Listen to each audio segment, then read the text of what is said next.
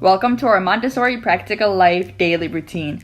As opposed to the actual daily routine that I shared with you last time, today I wanted to zero in specifically on the practical life activities that we do throughout the day. Just for reference, Stella is days away from being 18 months in this video, and a lot of these things we have been implementing either her entire life or for quite a while at this point. I think practical life is the easiest and best way to first introduce Montessori into your home because you don't need to purchase anything additional, you don't need to look for any additional materials. You can make simple adjustments to make things more accessible for your child. But just know that just because your child is a similar age to Stella, or they're older or they're younger, doesn't necessarily affect how well they'll be able to perform any of these tasks, or that you should be comparing to how she's performing these tasks versus how your child is doing them. That all depends on the child's individual development pace, what their interests are, and how much of a chance they've had to experience doing any of these tasks. And just as a final disclaimer, you'll see that there are wires sticking out in Stella's room because she doesn't spend any time here independently. She actually sleeps in our room, and then we come in here when she's fully supervised by us. And because it's difficult to put those wires away behind the cabinet while also having it safely mounted, it kind of creates that issue. Once she is finally in this room by herself and she's here independently, we'll have to completely reconfigure that as well. You notice I do let Stella struggle with getting that sock on because she's expressed a lot of interest in trying to get it on, so I let her work with it until she gets to the point of frustration that she doesn't want to do it anymore. And the more I've let her do that, the closer she's getting to actually finally being able to get that sock on. So now that she's picked her outfit, I've helped her get dressed, she's had a chance to practice as much as she would like to. She tries to do her hair, and if she would like to, she goes ahead and brings over some either hair ties or a bow for me to help put on for her. And at this point, Stella noticed a couple items that fell on the floor, so we picked them up and went back into the bathroom to put them away. And I wanted to leave this in here to highlight that practical life can be as simple as just helping you put things away around the house.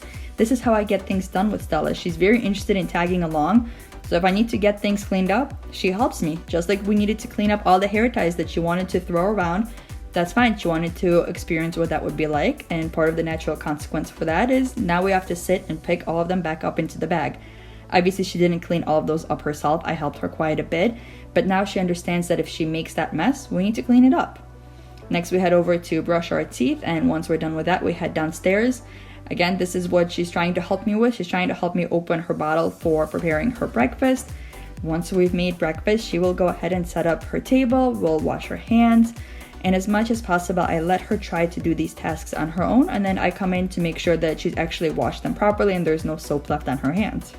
Now that she's getting older and remembering more steps, I also encourage her to wipe the counters once she's made a mess and gotten water everywhere. And we're working on actually putting the towel back into the little laundry hamper that she has and not into the clean pile. So then she sets her table. She starts with that tablecloth and her bib. And when she carries over the plate, I have to remind her, but she's gotten pretty good about doing this herself, to always use two hands. And I've been modeling walking incredibly slowly and being very, very gentle when we set the plate down. Slowly but surely we're getting there. The final step is bringing over her napkin. She's learning to place it on her lap just like so. And she's even trying to get her own bib on. All of these are small tasks, but giving the child that chance to practice and try them themselves, that's all practical life, and that's all Montessori. Allowing her to use her cinnamon shaker to get that into her oatmeal, that's also practical life. And giving the child a chance to try feeding themselves on their own as much as they're able to, that's again practical life.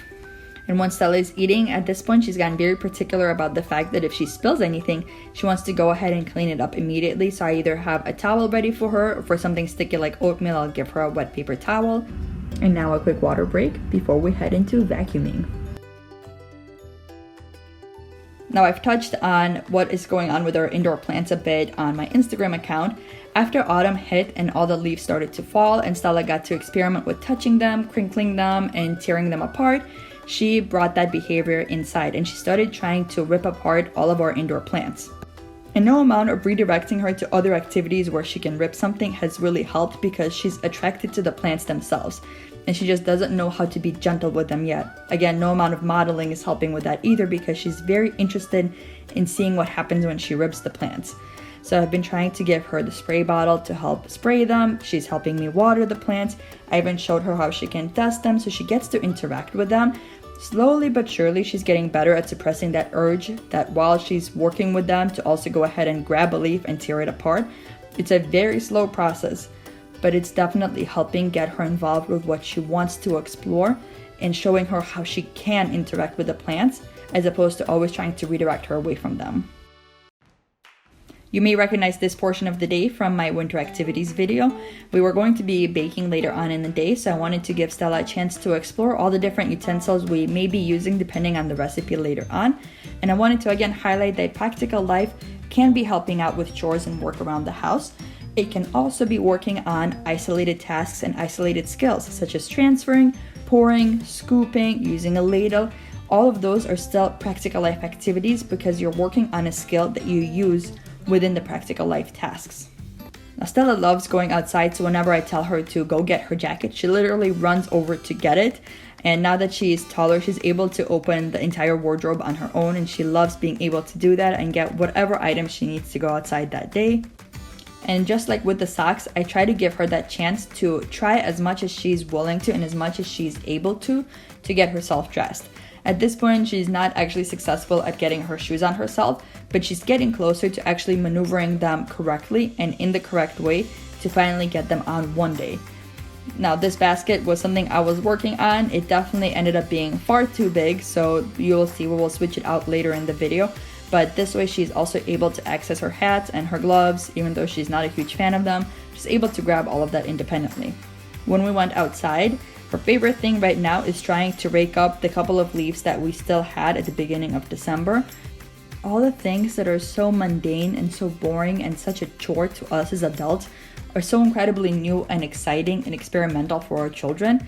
Don't forget to get them involved in even the simplest tasks.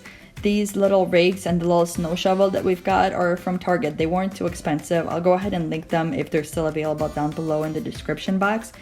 But getting them involved doesn't only make a task very interesting and give them a way to experience the world in a new way, it also makes it a lot more interesting for us as adults to do those tasks because our kids really show us all the different ways that they see those tasks through their eyes. It just makes everything a lot more fun and a lot more engaging for everyone. Once we're back inside, again, Stella has the chance to start off all those tasks on her own. She takes her gloves off, her hat off, those she's really good at doing. She's also starting getting pretty good about using the zipper, especially to unzip her jacket. I'll help her when it gets bunched up a bit. But again, as much as possible, she gets to try first. And when she's showing signs that she's ready for help, that's when I'll step in. Now, of course, I also have to account for all of the time that it takes her to try these things on her own when I'm figuring out when we need to get ready to go outside and what time we need to start getting ready to go inside. Because it takes a lot longer to allow a child to do all of these things on their own as opposed to if I was to do it for her. And the hanger has become a favorite part of the day for us, so she always has to have her chance to try to get the jacket on the hanger. Some days are a little bit better and some days it looks like this. But after 9 months, I can see that she's really understanding the sequence of events. We take off the jacket and we put it on the hanger. Once it's on the hanger, we hang it back up onto the pole. Then once the jacket is up, we sit down to take off our shoes. Once the shoes are off, we put them down below the jackets. These are all very early math and science skills. And this is why practical life is so important. It's not only about learning how to do things independently, it's also about that sequence of events and all those fine and motor skills, but also all those cognitive skills. And this is also where I saw that basket needs to go. So actually later in the week, we went ahead and headed over to Target to get a new basket. And I wanted to leave this in to show you guys what it's like when we try to implement Montessori practical lifestyle activities when we go out shopping with Stella.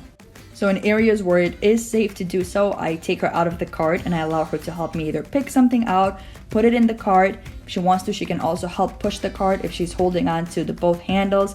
And I just try to walk in an area where it's not very populated. That way she's not in danger of getting in anyone's way. But this also makes the trip a lot less stressful because she's a much happier toddler doing these things with us. And now that we're back to real time, I've shown Stella a couple of times how to use her broom actually in the proper way instead of just running around the house with it. And because we're bringing in a lot more dirt now from being outside, I've taken this chance to continuously model what we want to do, which is to clean up our little entryway. It doesn't always work perfectly, but at least she's again starting to get into that routine. And before lunch, I needed to bake some banana muffins to get another item that had baked egg in it for Stella's allergy testing.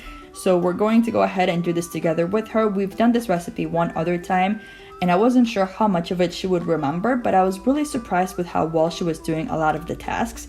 So again, without needing any kind of additional Montessori material, simply peeling and separating out the peel from the banana, that's very simple sorting activity.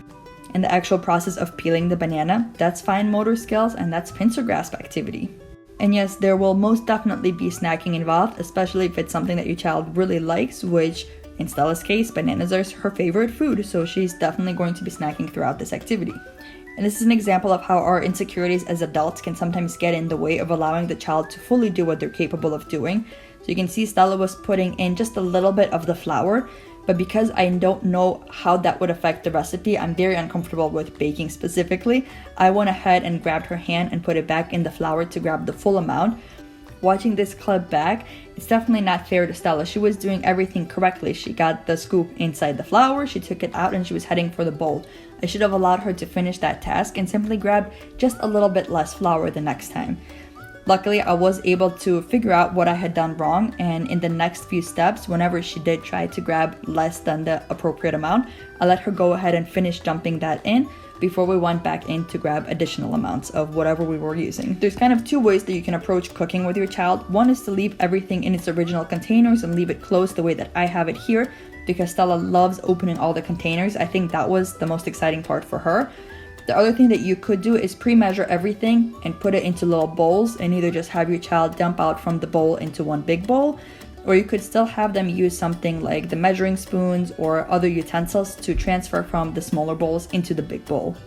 And look, here's a natural way for us to not only be practicing containment and that pincer grasp, but also one-to-one association. And that's where Stella lost interest in the activity, which is completely fine. She came back to help me load everything into the dishwasher instead. Something about getting the spoons in the right way is very difficult for Stella, but once the child does figure that out, that is also very easy posting practice.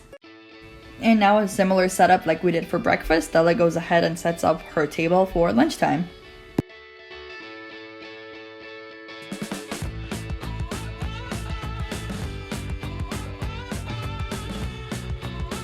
This was actually one of the first times that Stella had been able to start peeling a clementine, and she was very confused by what was going on and why she could eat some of it but not the rest of it. But she was very intrigued, a bit frustrated, but it definitely made her more interested in actually trying this new fruit. And of course, she also needed the chance to try the banana bread we just made. And right before we headed to nap time, because we had done that water activity and everything got soaking wet, we went ahead and started a load of laundry with all of those extra towels that we used. And again, because we've been doing this activity for a very long time with her, at this point she knows from start to finish everything that needs to be done, and she kind of pushes me away so she can do everything on her own. I ended up recording this on a different day, but when we're done with the laundry, Stella's gotten very interested in helping me finally sort all the socks. I've been waiting for someone to be able to help me with this, and you'll notice she sometimes makes mistakes on purpose. We've gotten to the point where she thinks it's really funny to make a mistake and see what our reaction is. And then if I kind of laugh along and ask her, okay, but where does it really go? She'll go ahead and put it into the correct spot. And she's showing just a little bit of interest in actually trying to fold other things like our shirts or our towels. And a couple other activities I didn't get the chance to record on that day. Window washing is always a favorite. Stella tries to do it at least once a day, if not multiple times a day. After our ice transfer activity, we definitely needed to go ahead and remake the ice.